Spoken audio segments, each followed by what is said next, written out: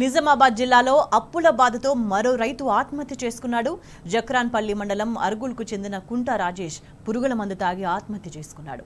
ఆత్మహత్యకు ముందు బంధువులకు వాయిస్ మెసేజ్ పంపాడు.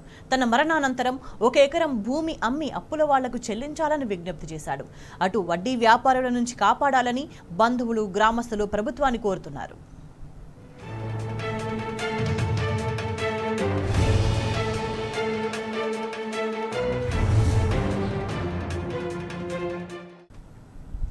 రైతు ఆత్మహత్యకు సంబంధించి మరింత సమాచారాన్ని మా ప్రతినిధి రవీందర్ అందిస్తారు.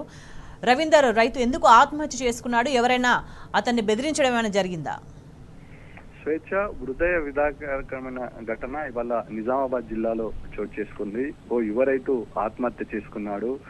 దాదాపుగా ఇతనికి 1 ఎకరం భూమి ఉంటుంది. ఆ ఎకరం భూమిలో సాగు చేస్తున్నాడు. ఈ నేపథ్యంలో అది కొంత కాలం క్రితము అతను పక్కనే ఉన్నటువంటి వ్యవసాయేతర భూమిలో కూడా కొంత మేరకు ఇటుక బట్టిలో వ్యాపారం కూడా చేస్తున్నాడు. ఈ నేపథ్యంలో 2 బోర్లు వేయడం జరిగింది. ఆ 2 బోర్లు కూడా ఫెయిల్ కావడం జరిగింది. ఫెయిల్ అయినటువంటి రైతు ఆ బోర్ల బాకీతో పాటు ఇతరత్ర బాకీలు తీర్చడానికి ప్రైవేట్ వ్యాపారస్తులు, అదేవిధంగా వడ్డీ వ్యాపారస్తుల నుండి 10 రూపాయలు, 5 రూపాయల చొప్పున వడ్డీకి తీసుకోవడం జరిగింది.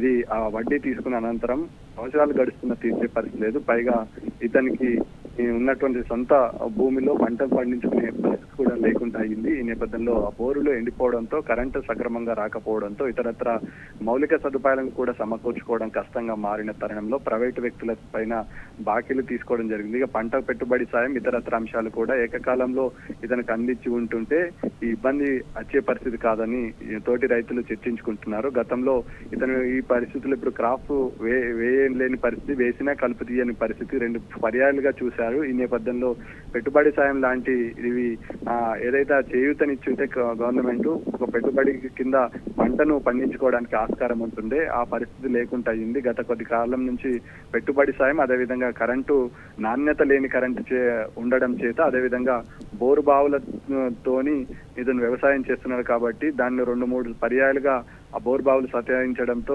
నూతన బోర్లు వేద్దామని వేయడంతో అవి ఫెయిల్ కావడంతో ఇబ్బందులు ఎదుర్కోవడం జరిగింది. పైగా ఇతనికి ఇంకో వ్యాపారం ఏంటంటే ఇటుక బట్టి వ్యాపారం కూడా ఉంది. దాంట్లో ఇతను ఏకకాలంగా నష్టపోవడం జరిగింది. 12 లక్షల రూపాయలను ఎవరైతే కూలీలు ఉంటారో ఆ కూలీలకు ఇవ్వడం జరిగింది. వాళ్ళు డబ్బులు తీసుకున్నారు కానీ ఇక్కడికి రాలేని పరిస్థితి. దాంతో మనోవేదనకు గురైన రైతు నిన్న వడ్డీ వ్యాపారస్తుల బాధ భరించలేక సూసైడ్ చేసుకున్నాడు. సూసైడ్ లో ప్రధానంగా పేర్కొన్నాడు, ఈ అప్పుల బాధను భరించలేకపోతున్నా, తోటి వారి దగ్గర అప్పులు తీసుకున్నా, నిజాయితీగా అప్పు తీసుకున్న మాట నిజమే, కానీ ఇప్పుడు తీర్చలేని పరిస్థితిలో ఉన్నాను, అయినా నాకు వడ్డీ వ్యాపారస్తులు సతాయిస్తున్నారు, ఇబ్బంది పెడుతున్నారు, అందువల్ల సూసైడ్ చేసుకుంటున్నానని ఆయన చెప్పడం జరిగింది. ఆయన క్లియర్ గా చెప్పిండు, నా అనంతరం నాకు 1 ఎకరం భూమి ఉంది, ఆ ఎకరం భూమిని అమ్మి ఎవరైతే నాకు బాకీ నమ్మి ఇచ్చినారో బాధ్యతగా వాటిని కట్టాలని కుటుంబ సభ్యులకు సెల్ఫీ వీడియో ద్వారా, సెల్ఫీ వాయిస్ ద్వారా పంపించడం జరిగింది. ఈ నేపథ్యంలో కుటుంబ సభ్యులకు ఈ విషయం చేరడంతో ఆందోళనకు గురయ్యాడు. పక్కన ఉన్నటువంటి తన సమీప పొలంలో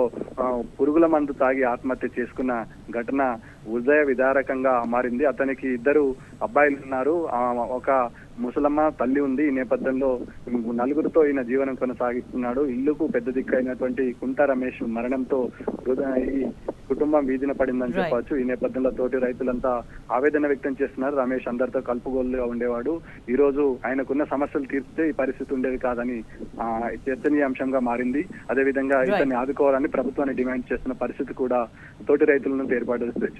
రైట్ రవీందర్.